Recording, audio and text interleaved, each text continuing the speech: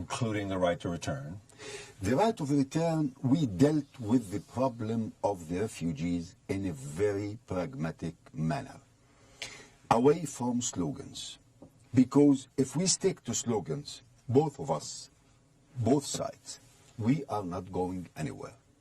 We tried to find a package where the problem of the refugees could be resolved either by returning to the Palestinian state, which is the homeland of the Palestinian people, or a symbolic return even to Israel. Or maybe to stay in the present countries if the country accepts, or to go to a third country.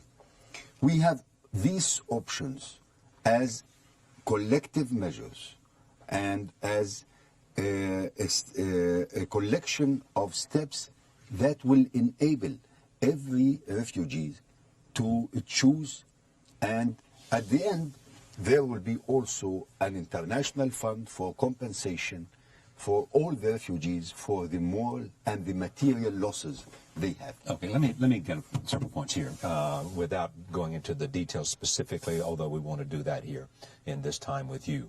Is it both of your opinion that if in fact there is going to be an agreement, it has to address all issues head on, that step by step and any other of the efforts that have been tried will not work? You have to speak to them all at one time and be willing to walk away with the courage of facing every issue and not delay any issue to another time. Undoubtedly. The failure of the process so far was mainly because of the fact where you were involved. Of course. I mean, I initiated Oslo, but my request from Rabin and Peres at the time was to continue and go for the permanent solution there in '93. And I told them, if we give both sides 5 years, the extremists will use it in order to torpedo the process. And that is exactly what happened. And I think that, I mean, then I tried my best with Abu Mazen in order to have our own understandings, and I got it in '95, and again, it was not accepted. And now we are trying for the third time to go for a permanent solution, because we believe that only when we address all the issues on the agenda and tell the people this is your political horizon, it will be possible to solve the problem rather than to drag it from a generation to a generation. This would be a huge mistake to believe that we can gradually solve such a big problem. Postponing the issues will not make people satisfied more.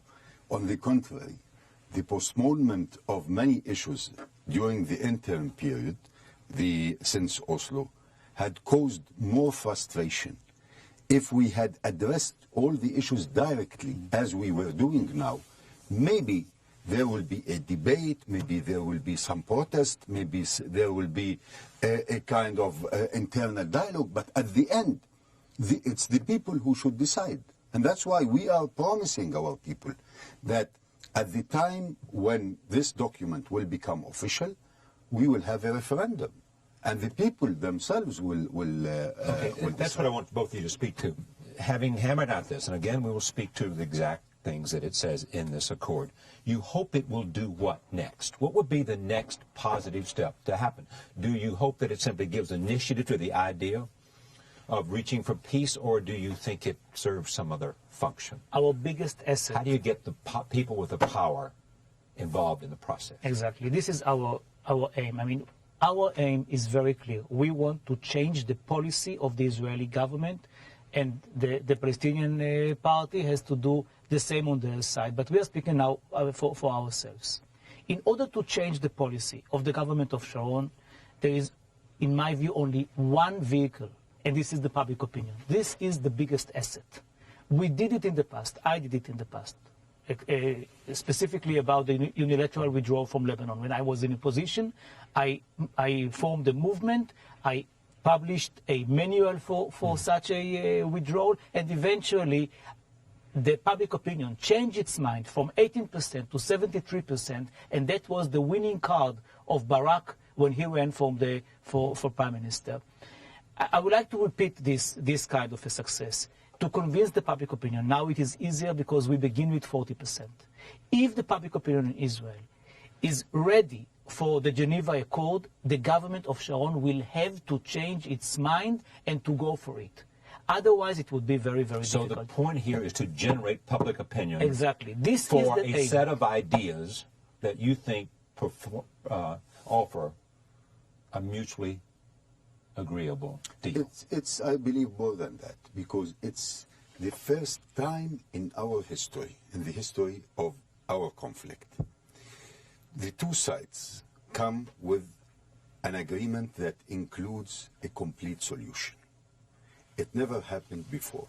Maybe there were attempts in the past where people agreed on certain basic ideas, but not a comprehensive, detailed solution.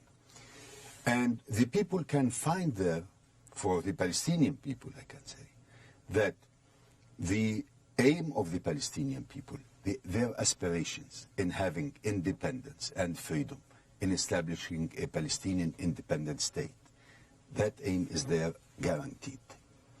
And of course, there are other things that we compromised, but we cannot have a deal which is better than this one.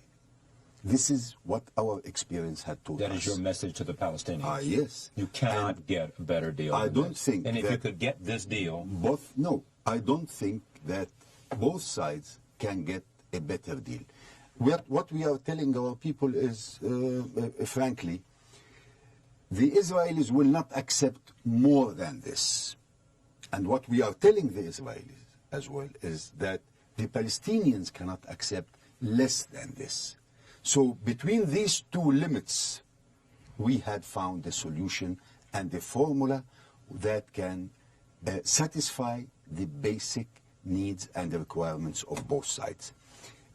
For the Palestinians, independence within the borders of 67. Right. For the Israelis, an independent and safe and secure Israel, keeping its nature as a Jewish state in the region, with normal relations with all the different neighboring countries. okay, hold that point. And what about the settlements?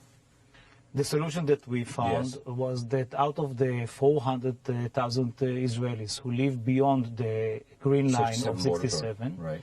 300,000 will remain where they are, and they will be under the Israeli new sovereignty when we annex some of the territories.